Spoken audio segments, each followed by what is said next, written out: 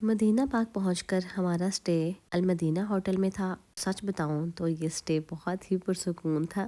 سب سے پہلی اور امپورٹنٹ بات، مسجد نبوی صلی اللہ علیہ وسلم کا ڈسٹینس ہوٹل حرم پاک کے بہت ہی قریب ہے، واکنگ ڈسٹینس پر ہے۔ خاص طور پر لیڈیز کے لیے آنا جانا بہت آسان ہو جاتا ہے۔ فجر، ظہر، عشاء کسی بھی ٹائم دل میں ٹینشن نہیں ہوتی کہ راستہ لمبا ہے یا تھکن ہو جائے گی۔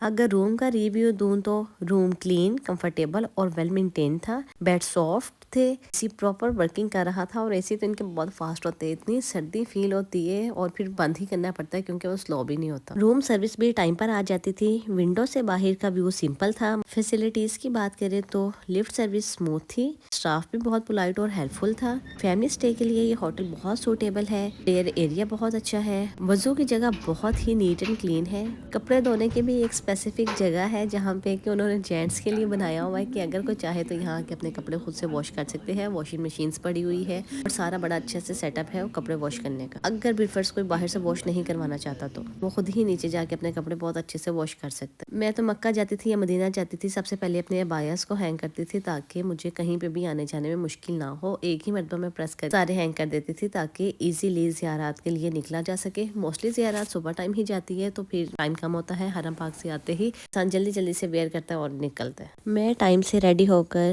اپنے ہسبینڈ کے ساتھ نیچے لابی میں آ جاتی تھی، وہاں خاموشی سے بیٹھ کر باقی فیملی ممبرس کا ویٹ کرتی رہتی تھی، اور جب تک وہ نہیں آتے تھے تو تھوڑا فون یوز کر لیتی تھی، لوگوں کو آتے جاتے دیکھ لینا، مدینہ کی ہوا، مدینہ کی خوشبو محسوس کرنا اور اللہ کا شکر ادا کرنا، یہ بھی ایک عبادت جیسا ہی لگتا۔ اور بہت سارے ویٹ کے بعد بھی اگر فیملی ممبرس نیچے نہیں آتے تھے تو میں تو شاپنگ مال کی طرف چلے جاتی تھی کیونکہ ادھر ٹائم اتنی جلدی گزرتا تھا کہ پتہ ہی نہیں چلتا تھا۔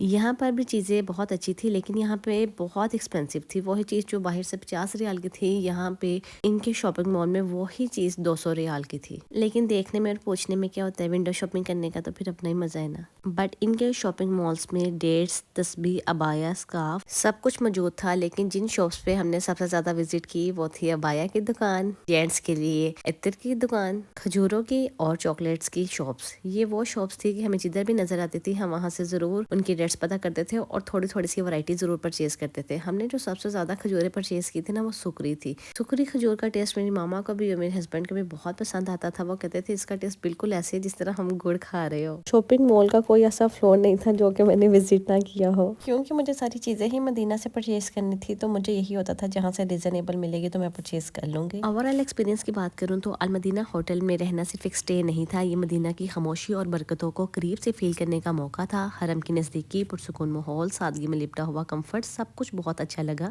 یہاں گزرا ہر دن آہستگی سے دل میں اتر گیا۔ لابی میں بیٹھ کر ویٹ کرنا، شاپنگ مال کا چھوٹا سا چکر، یہ سب مومنٹس زندگی کی خوبصورت یادیں بن گئے۔ یہ یادیں ہمیشہ دل میں رہے گی اور دعا ہے کہ یہاں آنا دوبارہ نصیب ہو، انشاءاللہ، آمین۔